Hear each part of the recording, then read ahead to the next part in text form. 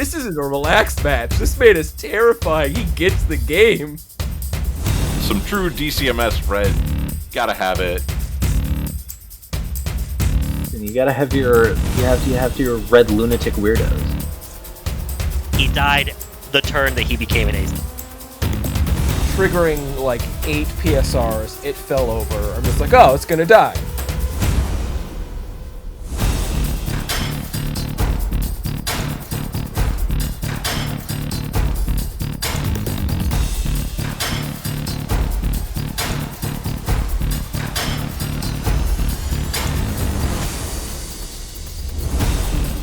Welcome to the Odysseus Legion Podcast. Incoming message. Hi everyone, this is Nicholas. I wanted to pop in here at the start for a little behind the curtain. I do all the editing, and there's been a lot going on in my life. My goal is to try and keep these episodes at about an hour in length, and at the highest quality I can make them. For this episode, I recorded without my studio microphone, and was unable to spend the time necessary to edit this one down to a more reasonable length. There's a lot of content in this episode, so please let me know in the comments or in our Discord if you liked this length and this level of depth, or if you really want us to try and keep it shorter. With that out of the way, on to the episode. Hello, and welcome to the third episode of the Odysseus Legion Podcast. My name is Nicholas, and I will be your host for today as we go over some adventures at Nova Open. Joining me today are my regular co-hosts, Garner. Hello. And Luke. Hello. Also joining us today is a special guest, Chris.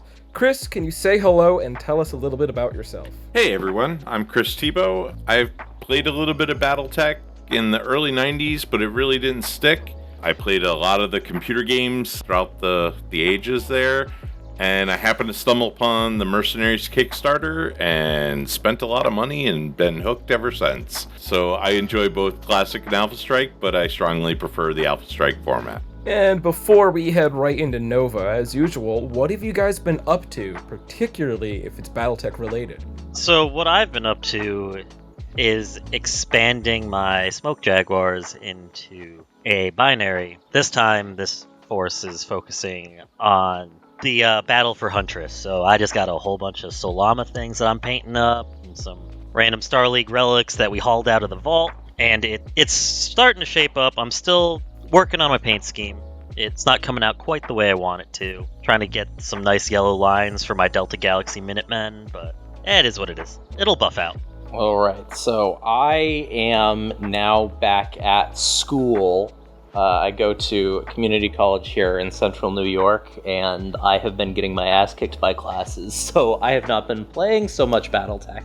However, I have been trying to round out a lance of clan mechs, which they all ended up being chicken walkers, and this was originally based on, I started with the Black Python, and I painted it in this kind of cool, like, two-tone Martian camo scheme, where it's, kind of designed to be counter-shaded, so it's kind of a lighter orange sky on the bottom, and then a darker orange ground on top. And I've just been taking that and expanding it out into a full lance. It's just like a little idle project between doing literature criticism and lab reports. I've got one game so far in on the League, and I did a Wrestlehog force, which I actually painted up as a blue Wrestlehog first tier, which was pretty nice, painting something that wasn't Jade Falcons for once. Proud of you. So, yeah. It came out great. So I've been playing games on Tuesday nights at our local group, always having fun with that.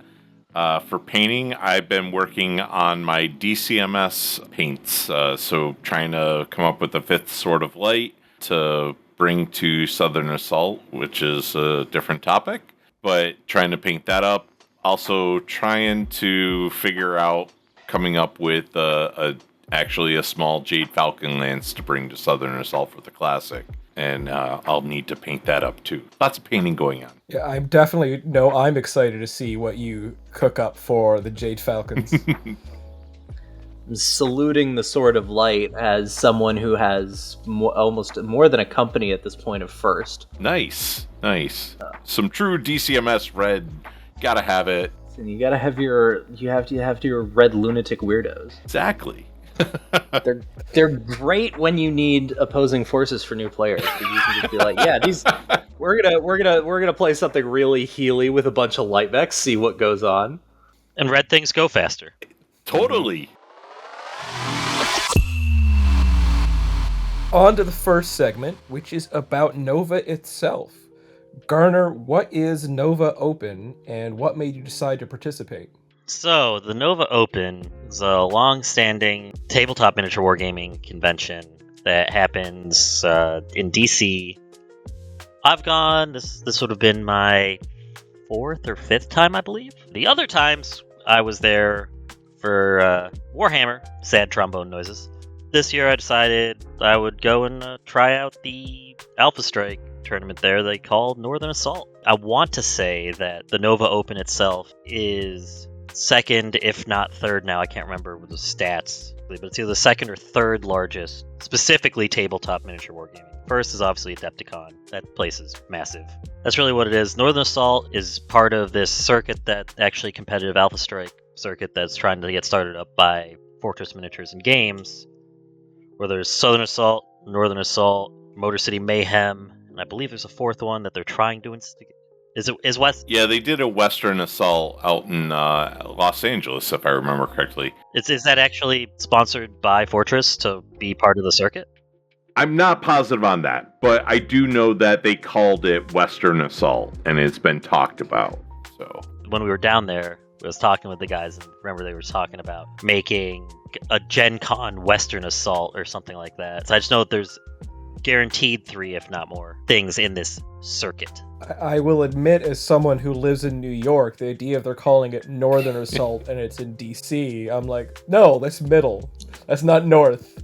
You guys are wrong. That's why it's called Nova, Nicholas. It's Northern Virginia. I feel like that would have been a good thing to lead off with, but... Yes. So how about you, Chris? Why did you decide to travel and compete?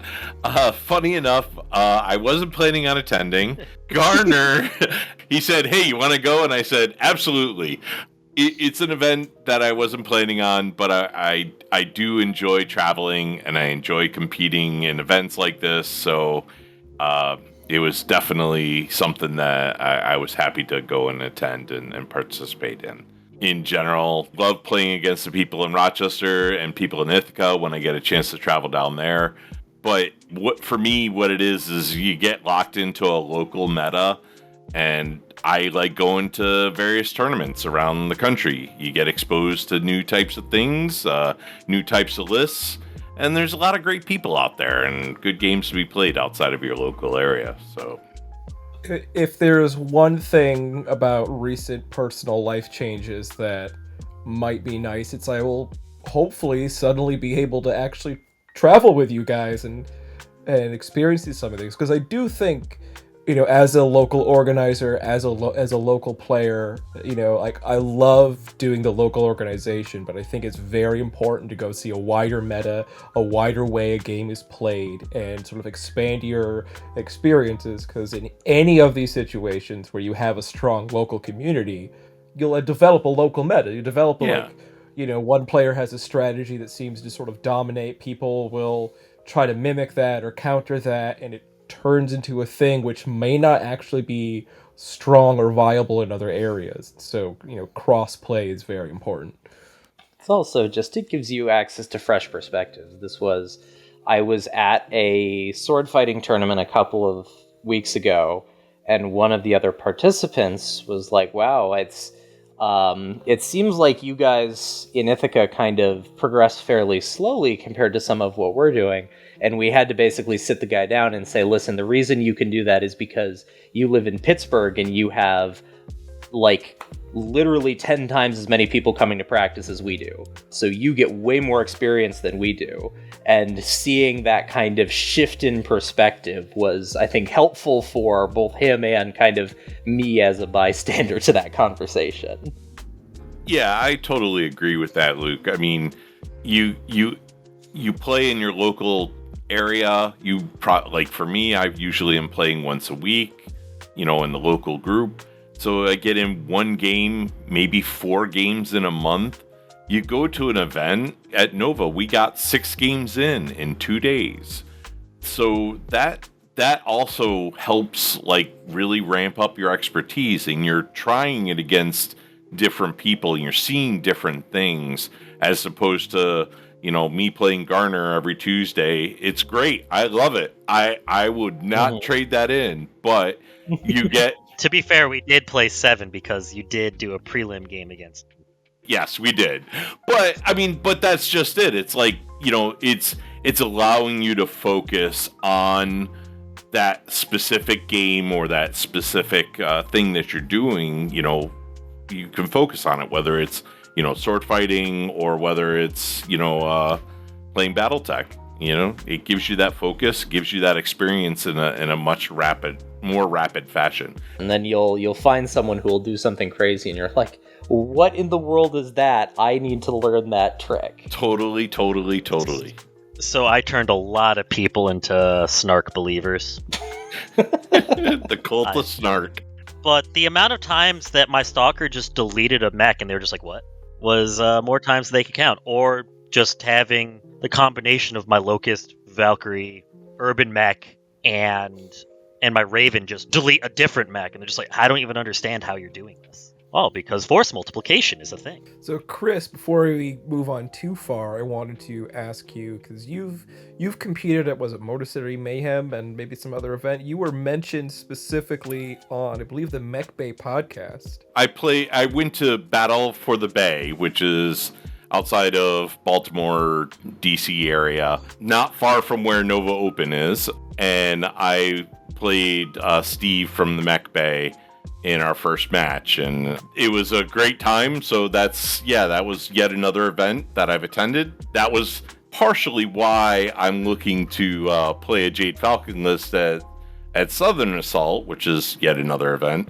It's because I was made a bondsman of Steve when I lost to him in our match. So yeah, it's little things. Don't worry, I'll help you get out of that. Yeah. Regain your honor. Regain my honor, yeah. But then all I do is become a warrior of Jade Falcon. I don't know. This is weird. It's not working. Well, you lost with a full C3 company. Yes, I did. Yeah, I'm still kind of in awe. As an avid Jade Falcon, I say, like, why would you ever want to leave? My C3 company list did fairly well at the event. The first match was against Steve, and he's a great player. And I was still kind of getting used to the situation. So I turned it around in the end, but yeah, it was a great experience. How was the Alpha Strike event at Nova Open organized? What was the rules packet like? Round structure, etc.? Well, it was an interesting take on the generic 350 point things that you see that was popularized by Wolfnet, where you have a 350 list, and you deploy 250 points of it. But the thing is that the 250 points and the 100 point were set before the event. That's what you had. You always had this specific 250 group of mechs or units, and this specific 100 PV set of units. And it was set up that the 100 point was a reserve force that would show up on a predetermined turn based on a D3 roll before the game began. So it wasn't like if anybody's ever played Warhammer, where you could maybe not have your unit come in until the game was already over. You knew when it was coming, you knew how to plan around it, which was an interesting take on it, and I like that. Like other Wolfnet style events, you were limited by rule of 2s, as well as only 2 skill 2s and 2 skill 6s, any number of 3 to 5s. Artillery was allowed, but I didn't see any, which was interesting. Yeah. You were allowed 1 artillery unit. There wasn't any stipulation either on what kind of artillery. You just could have 1 artillery unit. Normally, if you see things like that, you'll see where it'll specifically call it like an Arrow 4. And it was also set specifically during the Civil War, so no Ill Clan versus Succession Wars shenanigans. So I was a big fan of that. I personally like fighting all in the same era. Yeah, we have talked about doing an era-locked Iliad season before. We just haven't pulled the trigger on that. Mm-hmm. But yeah, the event was also run by Justin at Death Ray Designs. He had some cool, interesting setups where there was little game changers, and each table had randomly assigned secondary objectives that you were trying to do Most of them were secret. I just happened to get all the public ones where I had to reveal them turn 1. It was kind of crazy how I kept getting those. I kind of like era locking. There's pros and cons to it. I think when you lock to an era, it forces you to also look at your list and say, well, I can't bring X. You know, you're not bringing, I don't know, ballistic reinforced armor or, you know, some re-engineered lasers or something crazy. You're forced to kind of, you know, look at what that era is and see what's appropriate for it. So it helps stretch yourself. I guess I'll say it that way. I see a note here, something about battlefield salvage. There's a army construction rule that I see a decent amount of events. It's called battlefield salvage. You're allowed to take one unit available to the era, but not available to your faction. The caveat to most of them that I see is that 50% of them say it has to be somebody adjacent to you. So, for example, as a Federated Suns player, I can get a Taurian, a Capellan, a Drachmech, Outworlds Alliance, whatever. But I wouldn't be able to get, let's say, Rosselhog, really. Whereas other places have it a bit more lenient, where anything that's in the same segment. So, for example, anybody that's in the Inner Sphere, so Inner Sphere clans and the Great Houses can salvage from each other no matter if they're touching or not. But you can't take something that's exclusive to Homeworld clans. This one was actually, you could pick anything within the era.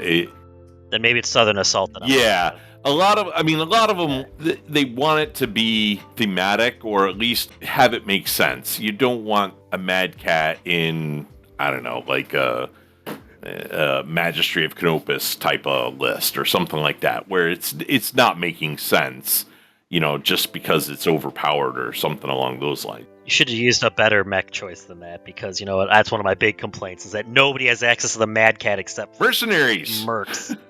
Except for the mercs get everything.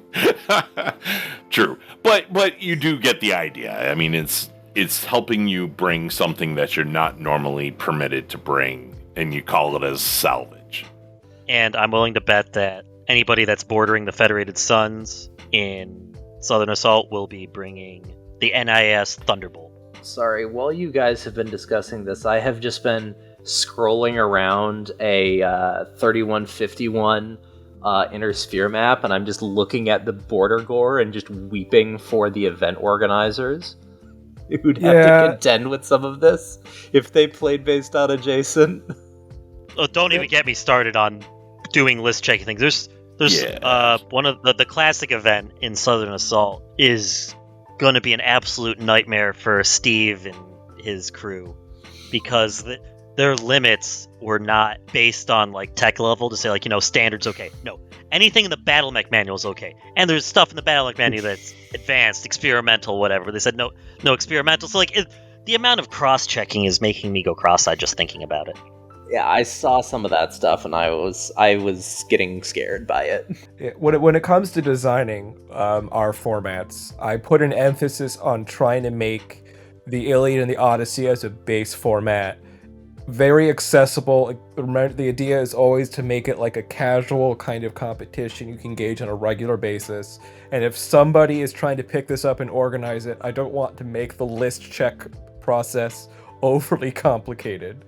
But I think for sitting down and planning a tournament, I like the idea of salvage, but that whole adjacent thing is either obnoxious to do or semi-redundant, because I think, I know some of the force manuals and things are coming out where they talk about the rarity of units that does include salvage already in there. And I'm not 100% confident that the Mull includes war salvage into factions, but it might. So that might be redundant, but I do like the idea I just had of anyone can access one unit from Mercs, and Mercs can access one unit from anyone else. I think I've heard the master unit list, basically it's meant to be that there's a significant number of that chassis variant of mech in that faction's inventory. And that's where, like, I think the battlefield salvage is like, oh, yeah, I may not be allowed to have a Mad Cat because I'm Federated Sons, and picking on Mad Cats here, but it's a matter of there might be one somewhere in the inventory of all the forces out there. And that's... I do know for clans, there are definitely mechs on various clan lists that are things that they don't make. They just consistently get that as Isorla in trials and whatnot. So. True, right, same thing. Yeah. My understanding of master unit lists is that everything that is on there is basically things that there are enough of that they can like actually do some amount of like operational and strategic planning around them. So the kind of archetypical example of this in my mind is the Spartan, which is on the Comstar MUL for a long time. They don't have a factory for it, they just have a number of mothballed chassis still on Terra, but it's enough of them that they can actually like think of it as part of their kind of mech fleet. So it doesn't need to be in production, it just needs to be in consideration, is basically my understanding. There's value to the salvage concept, but implementation is kind of, based on taste. It's based on taste, based on how much control F you want to do. Yep. Now, in terms of organization here, talk about your lists. So, like Garner, I did bring a Fed Sons list. With the newish now Davian Force Packs, I had to start off with the Thunderbolt 9 NAIS. It's just a great mech. I think it was very common there. Come on. No, but I think it was very common there. I think I bought at least one other, maybe two off the top of my head. But it's a solid mech, 10-inch move with a 6/6 attack profile with 6 armor and 3 structure. And I ran it at skill 3 for 56 PV. So, in my opinion, the common thing is you divide your PV by 10 and see what you get for medium damage. So 5.6 is less than 6. So that's a good cost to damage ratio for force building, for unit selection. Some other mechs that I brought, in my primary force, I had a Shadowhawk 5D, a Wolverine 9D, a Phoenix Hawk 3PL. I had the Marauder 5D, and I rounded it out with an Oscout 7J to kind of do all my jumpy stuff. For my list, my strategy, better or worse, was I wanted all my mechs to have, kind of at least 4 short and 4 medium attack, and have a TMM of 2. The Marauder and the Oscout kind of be the outliers, but still more or less the same thing. And the Oscout being my 16-inch jumpy boy. In my reserve force, I had a Night Sky 6T, and then I also had a Maxim Heavy Hover Transporter with 2 Grenadier Battle Armors. For my reserves, my strategy was to kind of be a fast ambush force for anything that was kind of behind the lines. I thought it was a pretty obvious thing, but a couple of my opponents forgot about it, or when the reserve showed up, they were caught off guard. So the ambush actually worked, and it was kind of cool to see that happen. But that was my list. I liked it a lot. Would I play it again? I like stretching myself, so I'm gonna, like I said, I'm gonna do DCMS. Play the Drax, play the other side. How about you, Garner? So I had a RCT. I had 2 lances of mechs, and then my reserve lance was a lance of vehicles. The core of the force was centered around my anchor, which was a Stalker 5M. And I'm a firm believer in skill 3, not just because I run Davian guards. A lot of other competitive players have commented on how I could have so many more units if I didn't skill 3 things. I don't know anybody who would say that. I don't know anybody that would say that. But then some people turn into believers, so who knows? Yeah. I know in Classic, the upgrade from 4 gunnery to 3 gunnery is one of the most effective investments in battle value you can possibly make, and I'm guessing it's pretty darn similar in Alpha Strike. Not quite, because of how it's much more prevalent for units to get destroyed in one round of combat for a misplay or accidental sacrifices, let's say, that it's very punishing to people that are not as tactical as they should be. Anyways, I've got a Stalker 5M, skill 3. It has 8 armor and 7 structure pips, has a narc. It's a 5.62 for its short, medium, long range. It's just a tank. It is just a tank, and it sits there and it sticks narc beacons on things so that everything but my urban mech and my Scarabus get +1 damage against anything that's narked in my list. After that, I've got my because you had to nominate one mech to be your commander, which was the ones like people got bonus points for killing them. You got bonus points for sometimes them living. It was a whole setup of things focused around the commander. That's something I've seen a lot of in these assault style, like northern, southern assault style things, is that they've got you declare one mech your commander.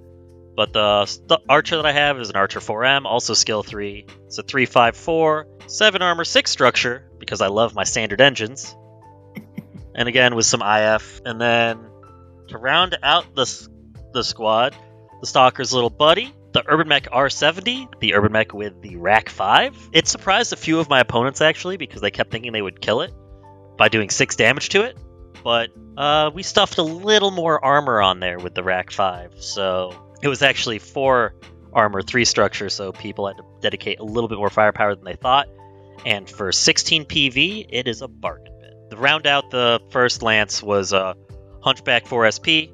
Again, that's the one with a pair of 6-packs, 1 in each torso. So it also benefits from the narc. Then I had a bunch of cheap lights running around, also with IF1, being a Locust 3D, a Raven 3M for another narc user as well. Valkyrie, and then the Scarabus that was just an annoyance to everybody involved. My reserve list was 2 Warrior H8 attack helicopters that also have IF, so they benefit, so they go from being a 1-2-0 to being a 2-3-0. Pretty good. And then to deal with other people's reserve forces, which I was planning on them bringing helicopters, the 2 tanks that I brought with me in my reserve force were the LBX Manticores, which are 331 with flak 1 on a turret. And they have a hefty amount of armor and structure to get staying power on my home field objectives. And that's my list. Quick question, Garner. What did you think? Yes. Like, you said you didn't run into a lot of VTOLs. I ran into a lot of VTOLs. Oh, you did? So the flak is useful if you're not skilling up. Right. So it's useful for everybody else, and that's why my 2 cheapo Manticores that were skill 4 had the 1 flak to deal with it. Because that's all I need is just a little bit of damage. Because most of those VTOLs only have 2-3 damage on them total. Like, they can only take that much. So.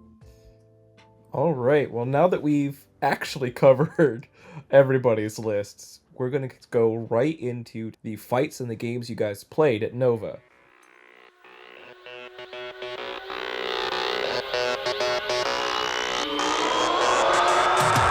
Fight me.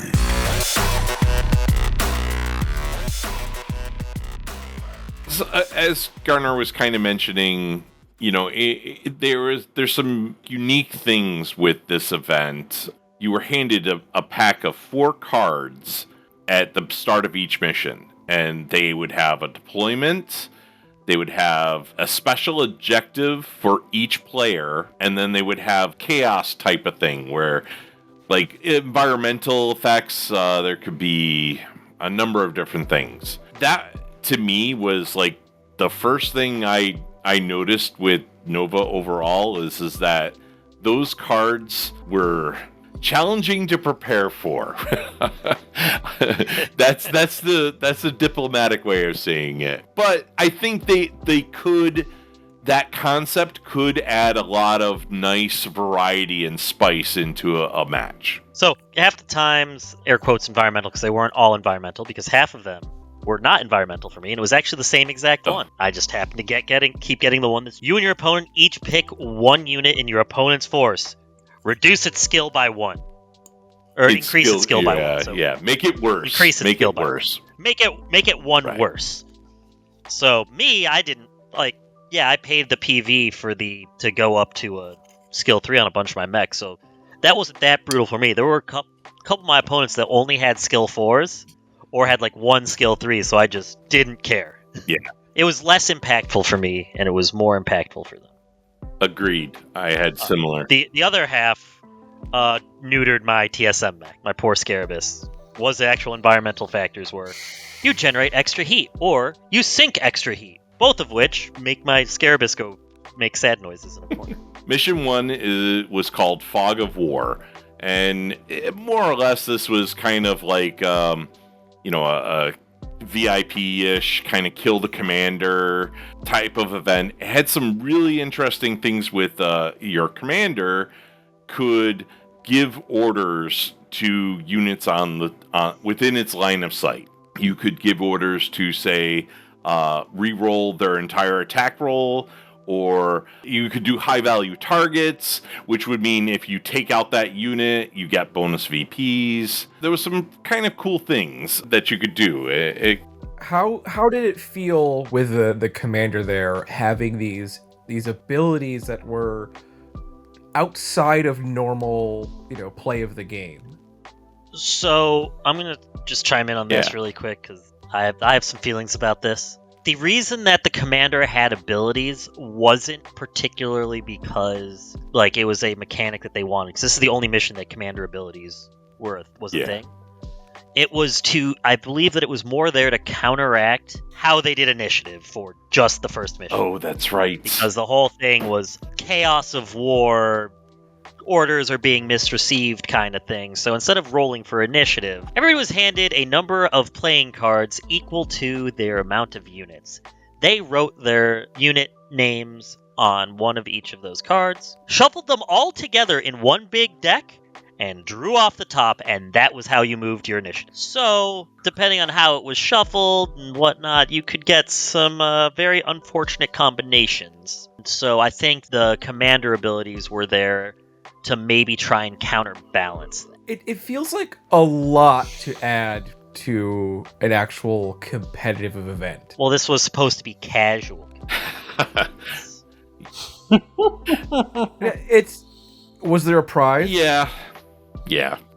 If there's a prize, this is too much. I think I agree with your thoughts, Nicholas, on that. It was, it's a cool thing. It adds spice. It changes up the narrative for going and playing the same missions over and over again, particularly for competitive, because you see a lot of the same ones. But I think, to your point, in a competitive event where, quote-unquote, prizes are at stake, adding something that was this much chaos, I think was a bit too much. I enjoyed it. Had a lot of fun. Because I went in with a casual mentality, but I also, not in my first match, but in some of my other matches, I was like, oh, you're playing for keeps, I see. You're not here for a good time, you're just here to win. And that's, as we kind of mentioned, that's okay. You're traveling lots of miles, you want to win, great, I get it. I want to go and have a great time. I want to play people and have a lot of fun. And I did, regardless of the scenario. Yeah, I just know, as an organizer, I try and place a much, much, much higher standard for what I do and what I even conceptualize when there is a prize. Yep. And to change that much when there's a prize on the line, just because you label it casual, it just feels wrong to me. Well, let's put it this way. I lost my first game. The majority wasn't even really my fault. I had to move 7 of my 9 units before he moved a single one for the last 2 turns of the game.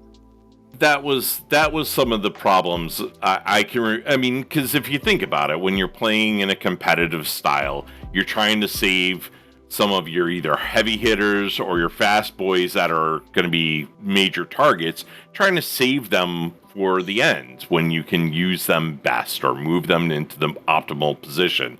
When you're moving, like in Gardner's case, like his Scarabus, or I'm moving my Oscout as my first unit, I'm like, okay, well, he's going to surround it and kill it now. It's a sitting target, and that it can produce some bad feelings. I didn't get it that bad. There were a couple of situations where it's like, move 1, move 2, move 3, move 4, and then you're like, is my opponent ever going to move? And then it came up.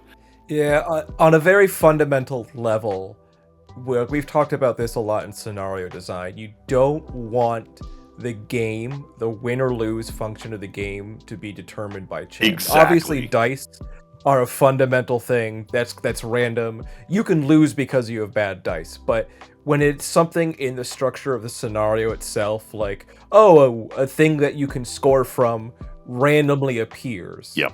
And you're suddenly out of luck because it just appeared on your opponent's side 3 times.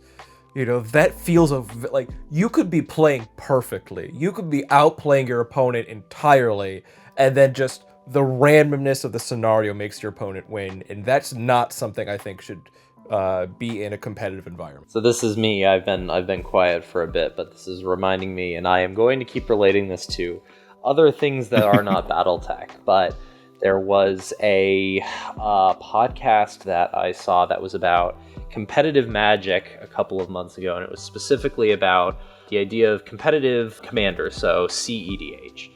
And they were talking specifically about this intentional distinction between kind of competitive commander as a game format and tournament competitive commander as like a mindset and the problems that prize incentives can cause to gameplay.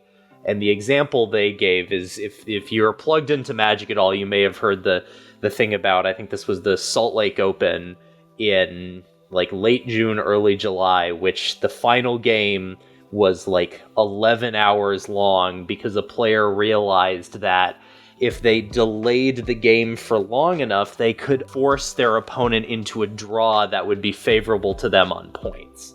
And I think that's kind of what you guys are talking about here. If you introduce kind of prize incentives and prize structures, that can cause a lot of kind of negative knock-on effects where people are playing for different reasons. They're playing to win, and the ways that they are playing to win, they will often optimize the fun out of the game. If you are not careful, there are ways that you can avoid that, either through kind of savvy tournament organizing or kind of rules and scenario writing. But if you are not careful, it can lead to a lot of frustration. Agreed. Yep. And that came up a couple times with a couple of my opponents, because I'm pretty certain that front-loaded initiative, being a rather commonly accepted way to play Alpha Strike, and it's generally, like, I see it usually written in, these are the optional rules. The optional rule of front-loaded initiative is written. And there was no mention of it. So the first game or two, my opponent and I just played because we're just so used to it being front-loaded initiative, we just played. My third round opponent chose that hill to die on. It doesn't say it in there, that's what we're going to play. And when we asked the TO about if that was an overlook, he said, well, it's however you want to play it. However you guys agree to play it. No. And me just not caring that much, because I just came here to throw dice and have fun, said, if you really want to do that, then I guess we can do that. As he was running a 17-unit Taurian Concordat pile of small, little, fast-moving things. Oh, so he brought an activation spam list specifically to account for this. Okay. Yep, and he said that's not part of the rules. That's not a rule, and it's almost every competitive Alpha Strike event that I have seen uses front-loaded initiative. I don't think I've seen one until now that did not call it out specifically in the thing. I agree with all that, yeah. And so then the funnier part was a couple rounds in, he looks at me and he says, I don't know how I'm winning. You're such a better player than me. And I said, front-loaded initiative. There are a lot of conversations about initiative, and regular initiative is just it's not good in my opinion. Front-loaded is imperfect, but it's better than the other option. And I'll also speak, as a tournament organizer judge. I write this up specifically, and I think I've talked about this before, and you guys agreed with me, where like my philosophy is 2 points.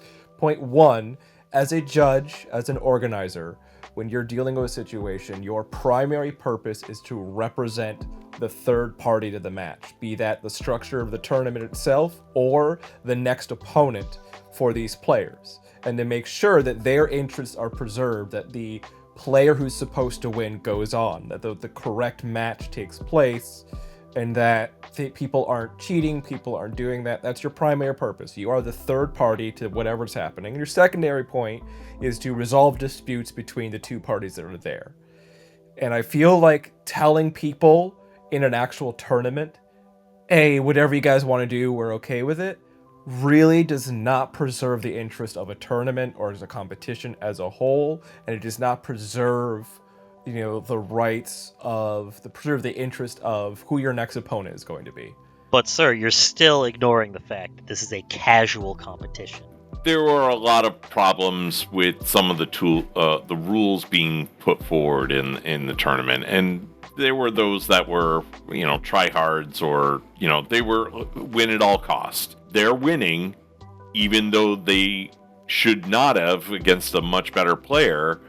And it's because the rules set up, or the scenario set up is against them. The question, a more hypothetical is like, what type of player do you want to be? Do you want to be the win at all cost type of player, or do you want to go and have a strong competitive situation and make it so that your opponent has a good time and you have a good time as well? Win or lose. For me, it's a no-brainer. I'm not trying to say, to me, I want to have a good time. I want to make sure my opponent has a good time.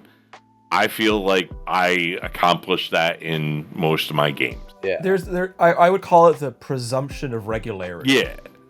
Yeah. To have a feels good match with somebody, their forces, the way you're playing and the way they're playing, have a presumption of regularity that you're kind of playing the same game.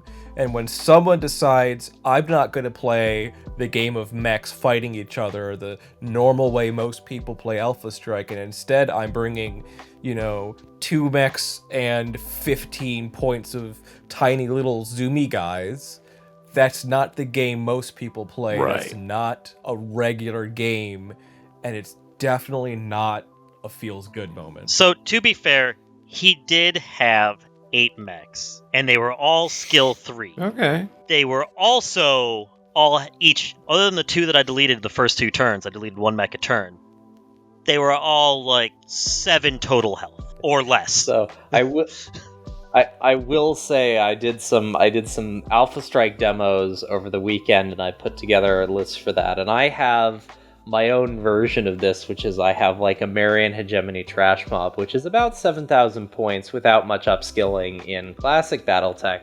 In Alpha Strike, I was like, I'll shoot for 250 points, and then I realized that I had everything in my list, and everything in my list was skill 3, and it was already coming in well underneath 200 points, and I was like, oh, this is going to be an issue. Yep. I need to find some more hateful versions of these mechs so I can crank the points so I don't have such giant numbers and skill imbalance here, because this is going to cause issues. Crap units with high activation rates end up being a pretty effective thing to do in Alpha Strike.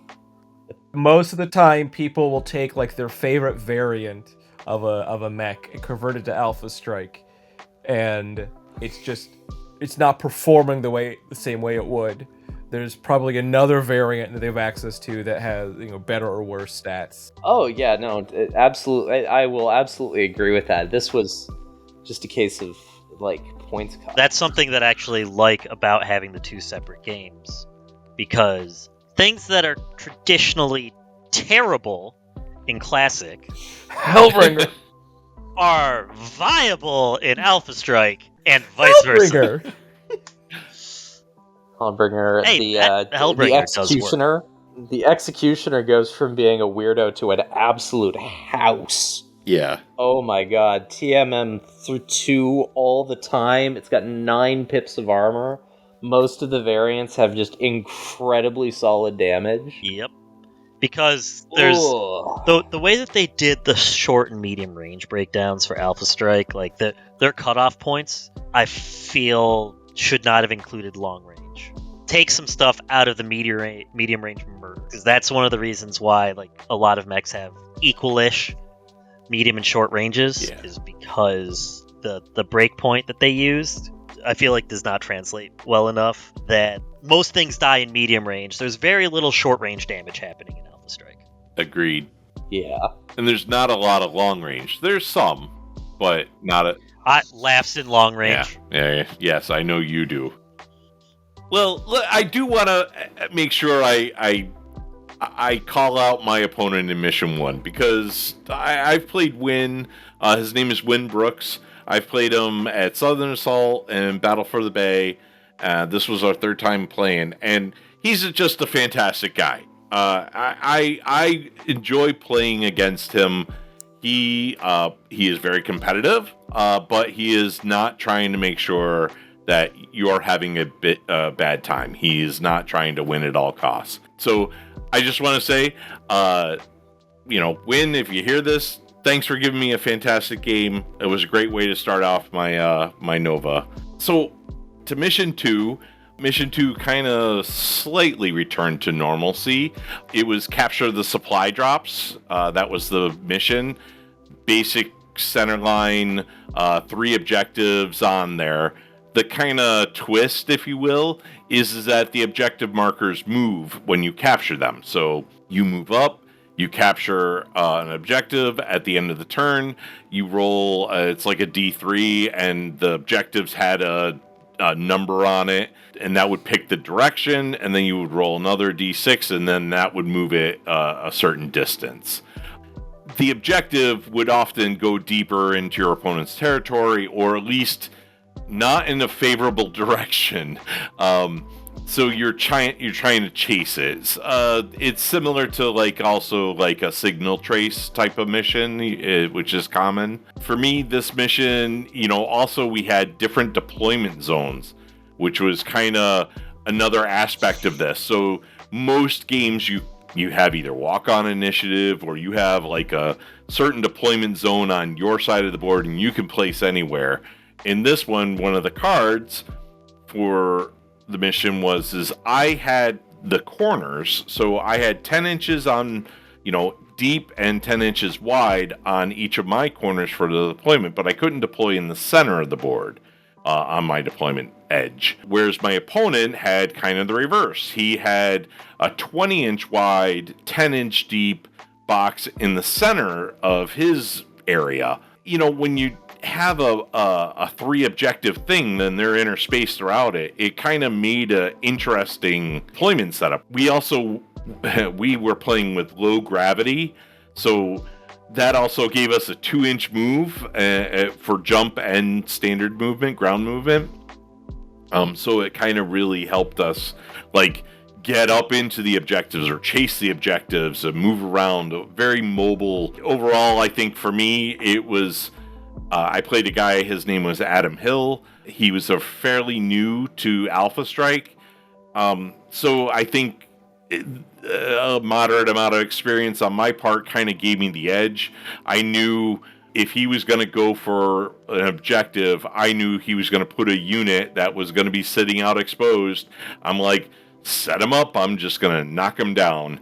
He basically went for 2 of the objectives, the center and 1 of the sides, and I basically went for the other side unopposed and, was able to contest him in the other area. So I was able to rack up enough points, and that one I pulled out a victory. So I was happy with it. My Mission 2, I played with a newer player. He seemed to be a convert from 40K. We read the objectives, and then the way that I interpreted the objective was it moves away from the controlling unit or player, especially because we didn't have real board edges or board states because of our deployment zones. So I was like, it just moves away from whoever controls it, which is a thing that other game system missions have done before.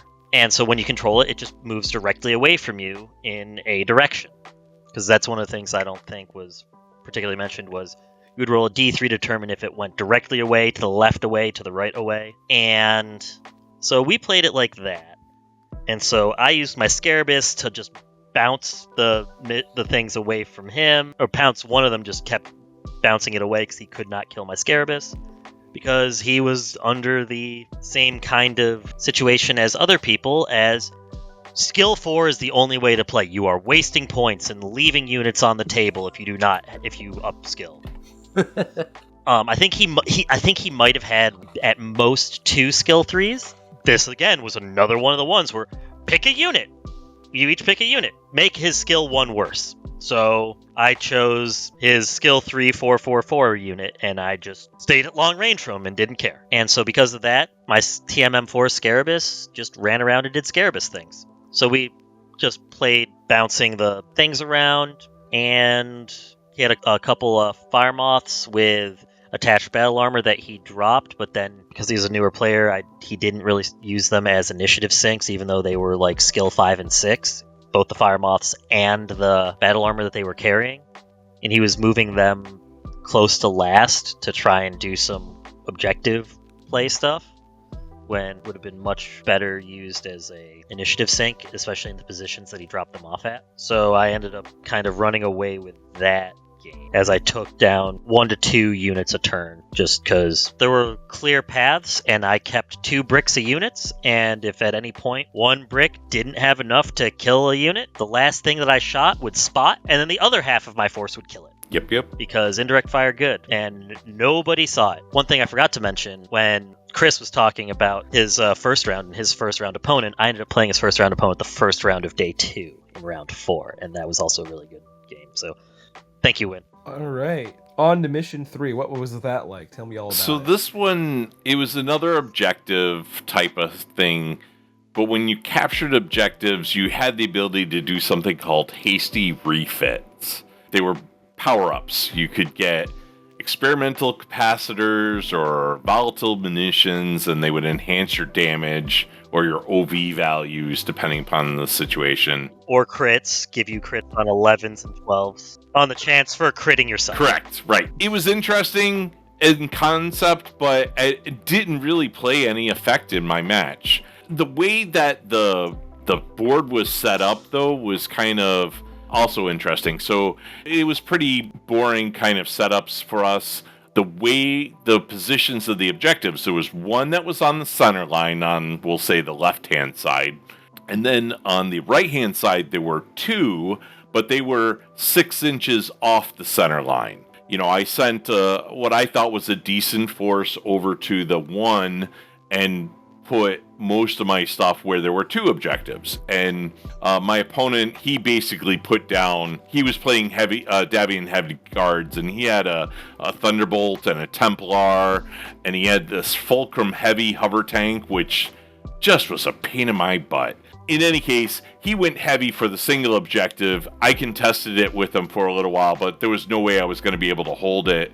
So I maneuvered my forces over and started to take the 2 objectives side. I was able to push him off of the one that was closer to his side. It basically was a very tight match until I pushed him off that second objective. And then he realized that, like, oh, this single objective, you're not contesting it anymore. I don't need to keep my big heavy stuff over here. I could come hunt you down. But then it was too late. I was able to collect enough points, so I was able to pull off a 3rd victory on mission 3 for me. Had a great time playing. My opponent was fantastic. I had a great time. Garner, how did it go for you? Well, this was the one where I said where my opponent decided that we were playing book initiative. Right. Not front-loaded. And he deployed all 10 of his initial units on one side with the 2. And because with the way that we had it set up, our deployments was, there was a 12 by 12 box in each corner, and opposite corners were places we could start with stuff. So I started my heavier lance other than my archer on the side with the 2 objectives, and I started my other lance in the opposite corner to go sit on that, and he deployed every single stinking thing on the 2 side. Yep. No fault to him, but he also didn't realize that my IF didn't care. I lost 1 shot from my archer and had the same number of shots for my other lights firing from the other thing while being completely unmolested. And I kept that lance there because when he had a bunch of really fast reserves that could have came and messed with my stuff. So I didn't want to lose that in reserves because I had no fast units really to make it over there that could stop him from controlling that one single object. Lost my stalker to a headshot round 2. Ooh, ow, that hurts. My reserves came in and he immobilized my tanks the turn they came in. Yeah. And even with that, I only lost by a couple victory points. Mission 4 here. Battle Royale - King of the Hills, what's written down. So mission 4 was the start of day 2. It's more or less King of the Hill type of scenario. At the start, you would get a VP if they were within 5 inches of the center of the table. And then on the final turn, if you were within 3 inches of the center, you get bonus VPs. Basically, I mean, my opponent had a great list. I don't look at it as like a try-hard list or, but it was just a beast of clan tech. It had it had a Kingfisher H, a Spirit Walker A, a Vulture DD, a Night Chanter A, had a Dasher with a Salamander battle armor, and he had a Demolisher heavy tank. In his reserve, he had a Ryokan A, a Hellion B, and another set of Salamander battle armor. We never really made it to the reserve phase. I mean, they came on, but by then my forces were pretty well decimated. The board was not, when it's preset terrain, the board side sometimes matters. And for this mission, the board was just not in my favor because all of my quote-unquote defensive terrain was outside of the King of the Hill circle or the VP circle. So if I wanted to score points, I had to basically, sit there with the target on my chest saying, hey, shoot me over here. He basically had good cover, had good positioning. There was a lake in the middle of the board. He was using that, getting a +1 partial cover for that. And it was over quickly, and that was the best thing about it. How'd you make out, Garner? So one thing you didn't mention is that your opponent was up here visiting for about a month. And that's right. I forgot. Yeah. At our local game store. I forgot about that. And then he disappeared. Yeah. Well, he's I think in the rough DC Northern Virginia area because I met him at Battle of the Bay as well. So yeah, he's a very nice guy. Great guy. Like I said earlier, my 4th round opponent I played Win. It was actually a nail biter of a game, and we just circled the hill and I picked 2 narc targets and killed 1.5 to 2 of them a turn. Do you want to talk about your board? Because you played on the windmill board, as we were calling it. I did play on the windmill board. So it's a cool 3D printed setup by Hexhog.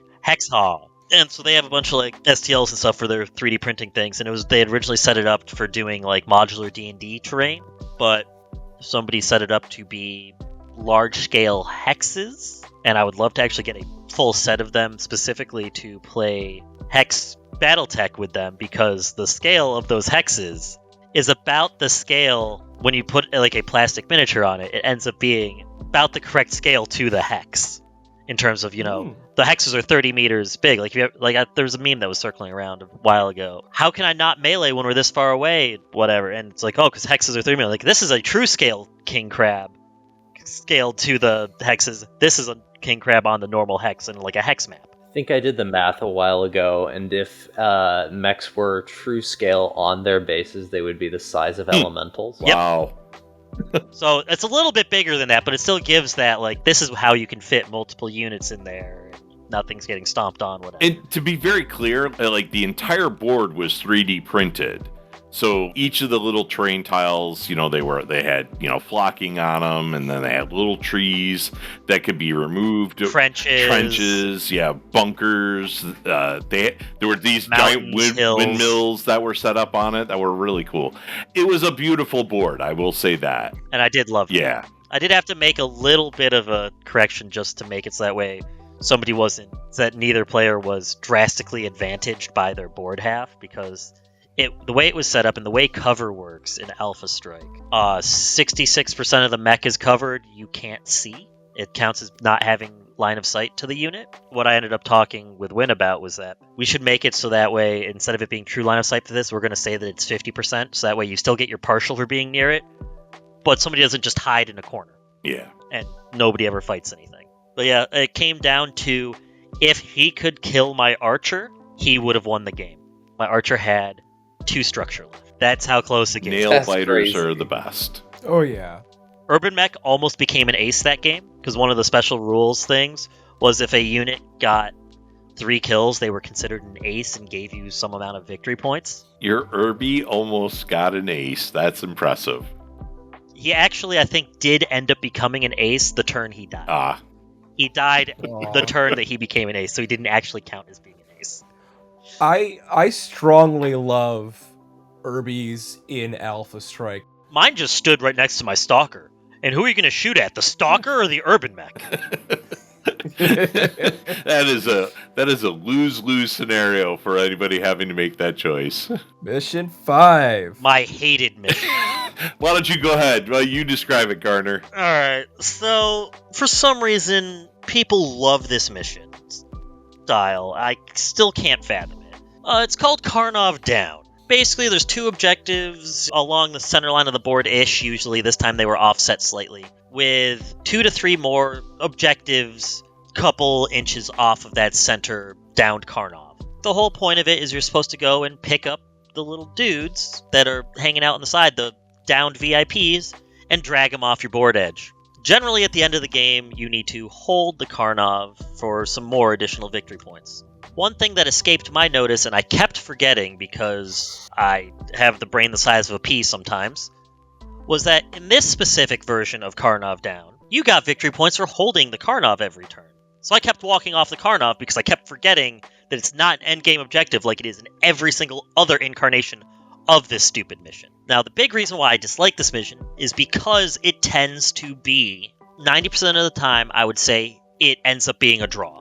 Yeah. Which is bad. That messes with standings, it doesn't promote, and I can see why holding the Karnovs made sense to try and make it so that way it wasn't just a last turn dash on, so you could kind of make it not be a draw.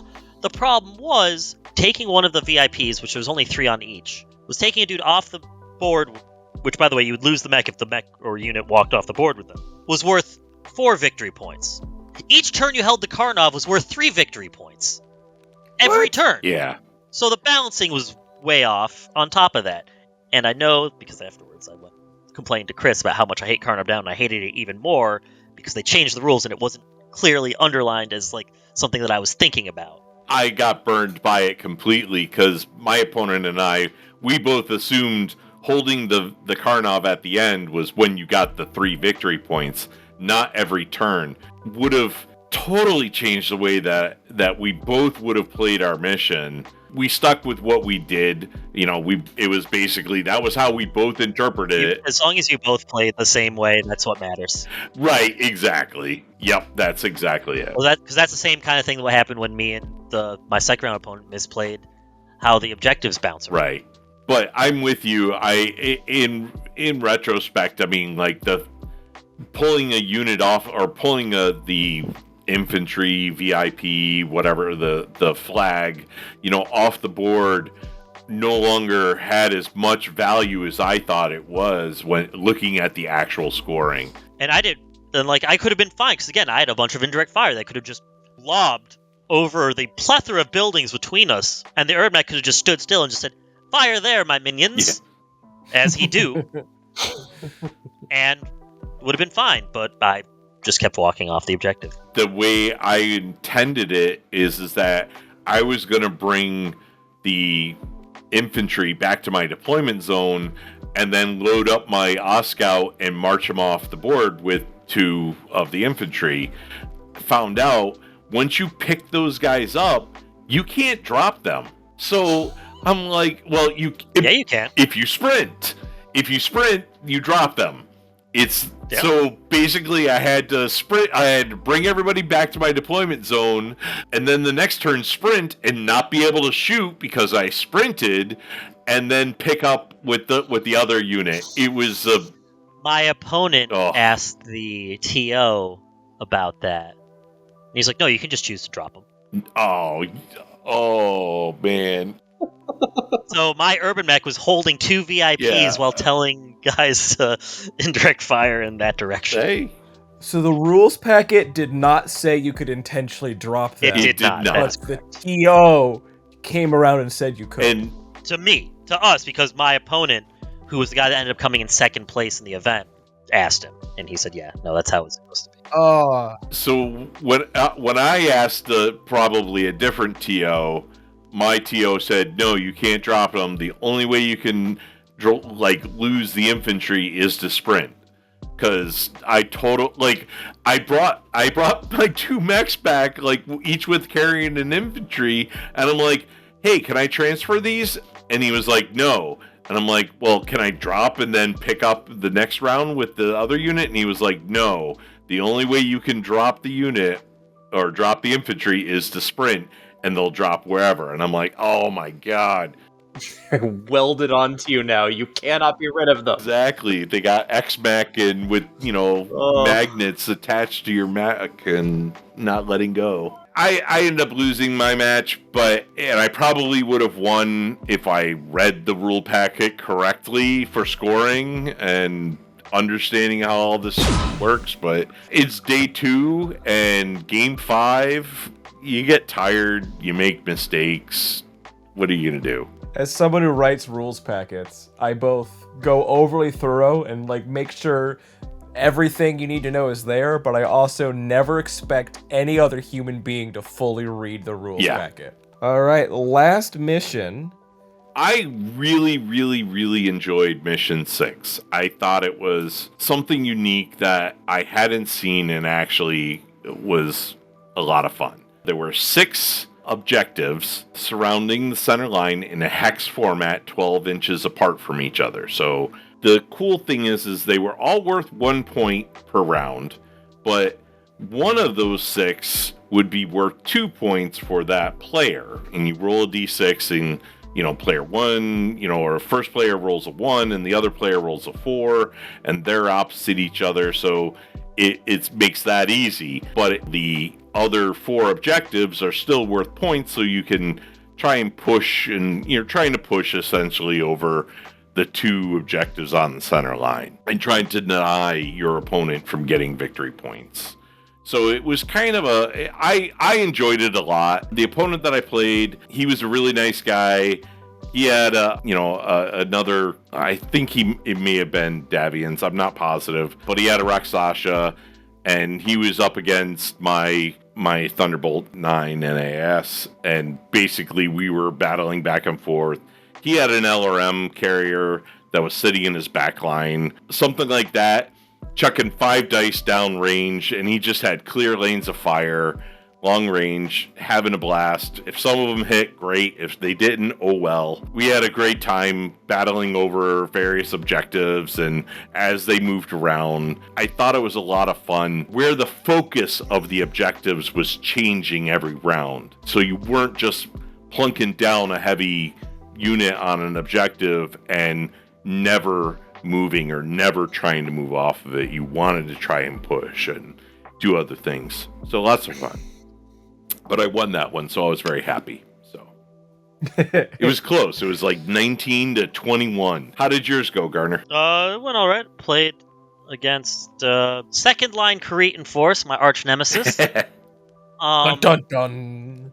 And again, my opponent wanted to play backloaded initiative, normal initiative. And actually thinking about it, I think my 5th round opponent did as well. I did really like the dynamic battlefield mission with the 6 objectives and it kind of rotating which one was a priority, and that neither of you were fighting over the same priority guaranteed. You could roll the same one, but so it made it like you wanted to move around. And you wanted to have something with a little bit of staying power because it could be in the open, and getting that extra couple victory points can shunt you into the lead. I ended up doing a bunch of damage. My warriors put in a lot of work, actually, surprisingly, because I just spent a couple turns narking and half-killing a bunch of things, and the warriors came through and finished them off. Because my warriors were skill 3, so With the narc, yeah. So I went 3-3, but after the fact, while we were all at dinner, actually, there was a bunch of us, like 20 of us all went to dinner afterwards. We ended up looking at it and realized that there were some misentered game scores, where the game scores were correct. The wrong person was marked as the winner. So I was marked as being 4-2, even though I went 3-3. And that also explains why I played the people I played day 2. Oh, you played people with better records than you were supposed to? I should not have played the person that came in second. It's as I was saying, that the TO's job is to try to represent the third party, and that's such an important thing. Yep. Yeah. But as a TO myself, I understand that things get crazy and mistakes happen. How many players were there? 50 or very close to it, yeah. Yeah, 50, almost 60. Yeah. That's the kind of point where it's like, okay, things happen. I'll let things slide when you hit that many players. Yeah. Yeah, it's like, oh no, you screwed up and you got matched against someone you shouldn't have in a Swiss. It's as long as you're not getting duplicate opponents, it's fine. Yeah, but then it also messed with the prizing order. Right. Yeah, that was the with Garner placing higher with a 4-2 record, being marked as having a 4-2 record, he placed higher in the pecking order. And the even worse part about it was the guy who ended up looking at all the scores. That happened twice to the guy that it happened to me. On day 2, the same thing happened to him again. Yeah. He was marked as a loss even though he had a win. Right. All right. No longer excused. Yeah. Again, that would have been more solved if BCP was open. Yes. But only certain people had access to it, which is not how BCP is supposed to work. BCP, by the way, is Best Coast Pairings. It's how a lot of tabletop miniatures manage their... Like, if there had just been, like, a code, and if the main TO had put people's emails in, then we could have just submitted our own and, like, verified it and, like, been able to look. Like, I think that would have been alleviated. So, again, I think that is something that should have been implemented. You want the players to be able to see the data to double-check yourself. I'm a firm believer in that. And it's not like, he was hiding it from us. We could have asked, but he had his phone. That's not conducive for 50 people to look at his phone. Right. Yeah, exactly. I'm going to pop into my match here. Now, on the first episode, I talked about how I was going to play a good friend of mine here and winner of last season and now this season, Forrest, and his list of giants. He had the highest total tonnage of anyone in the Iliad, and I had the lowest. This is back, was still using my Desgral Luchador force and trying that out, and I was scared. He had a Night Star, a dual Goss Night Star. I actually played a couple of Megamech games against his force, and that thing is a nightmare. We ended up getting Demolition as our scenario. Now, in Demolition, each player has 2 bunkers that they're trying to defend, as well as 2 Demolition team members, each that have a bomb. And your goal is to destroy the other players' bunkers, either with those bombs or through damaging them, while preserving your Demolition team members. So destroying a bunker is worth 1 point, and killing a Demolition team member is worth 1 point for a total of 4. I was kind of the thing of okay, he's leaving the Night Star to defend his bunkers. He is a Night Star, he is a Wraith TR1, he has a Locust 2C and as a fast-moving thing, and I believe he also brought a Banshee with some heavy guns. And I had my Howler 4 as one of the Demolition agents, and I think a unit of battle armor as one of my Demolition agents. In Demolition, your demo team members can only be a mech or battle armor. Basically, the short version is his Wraith was a demo team member, my Howler was another one. Those are the only 2 units that died. I ended up charging with the Black Lantern J into the back of the Wraith, hitting it for 72, triggering like 8 PSRs. It fell over. I'm just like, oh, it's gonna die. And I always say, mechs are made of balsa wood or titanium, and that Wraith just found itself being titanium, and it wouldn't actually die for another 3 more turns. My Howler, I made the mistake of jumping it too close to his Locust, and didn't realize that thing was just loaded with pulse lasers. It got some really lucky hits against, I think, like a hip actuator of my Howler, and that thing ended up being downed. It came down to the Wraith was destroyed, the Howler was destroyed, not much else other damage had been dealt. And we were playing in a location that wasn't our regular location, and we had to pick up and leave basically and call it. At that point, because the Wraith is significantly higher BV than the Howler, the game was mine, but I told Forrest, like, listen, right now I win. I'm willing, we can set this aside and replay it. You don't have to accept this victory. He's like, nah, man, we're good. You've got it. And that's how the game rolled. It was cut short for time. It was it was kind of actually terrifying doing with that Night Star. But, you know, the Wraith held out longer than it should have. And Forrest was definitely a champ in terms of sportsmanship with that whole, like, he gave me the victory when he didn't have to. Bless that guy. Yeah, no, Forrest is super cool.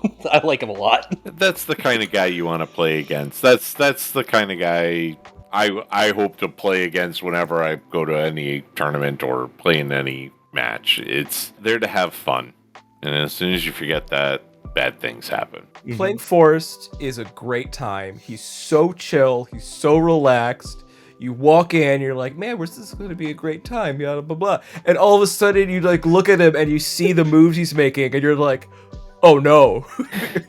Oh god, this is scary. He knows what he's doing. This isn't a relaxed match. This man is terrifying. He gets the game. He's going to hurt me. Like, I'm in trouble. I have to switch my brain over from, oh, this is a nice relaxing game with this chill dude, to, no, we are going at it.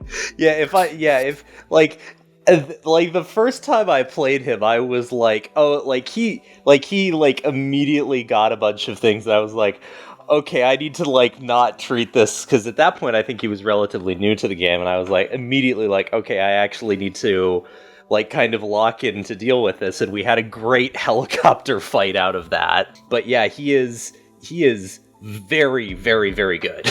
It's always a good fight. All right, Luke, do you have a game to talk about?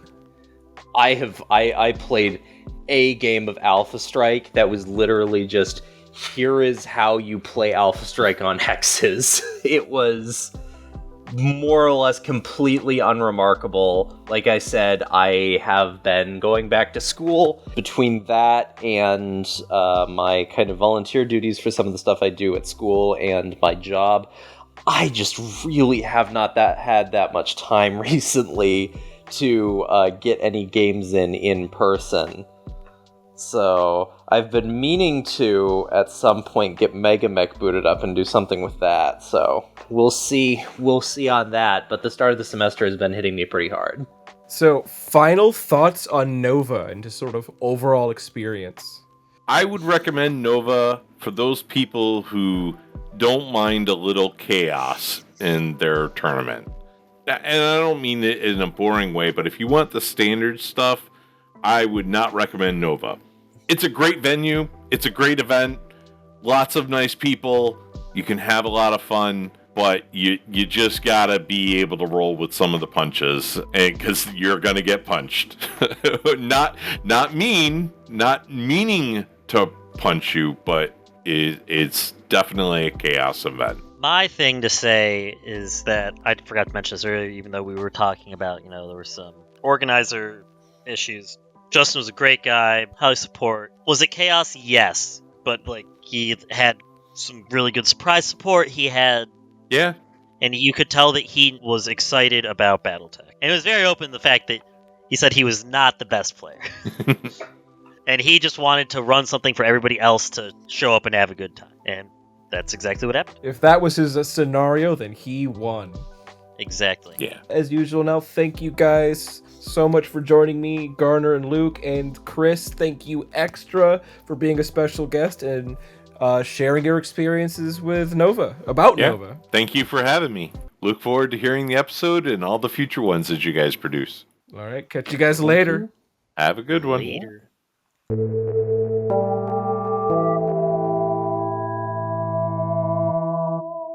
Thank you for listening to the Odysseus Legion podcast. This podcast was created by the Odysseus Legion, a BattleTech club organizing play around central and western New York State. Rules for all of our formats, as well as a calendar of Odysseus Legion events, can be found on our website, odysseuslegion.com. Additional thanks to Justin Hall of Death Ray Designs for hosting and running Northern Assault at Nova, and Chris Thibault for joining us as our first special guest. All music and audio in this recording was licensed through Adobe Stock or open source. All views expressed herein are those of the person expressing them and do not necessarily represent the views of the Odysseus Legion, Catalyst Game Labs, or the Catalyst demo team. Please make sure to like and subscribe to the Odysseus Legion podcast on your podcast platform of choice or on our YouTube channel. Have a great day. Guys, I have homework to do. I can't be here until midnight recording a podcast.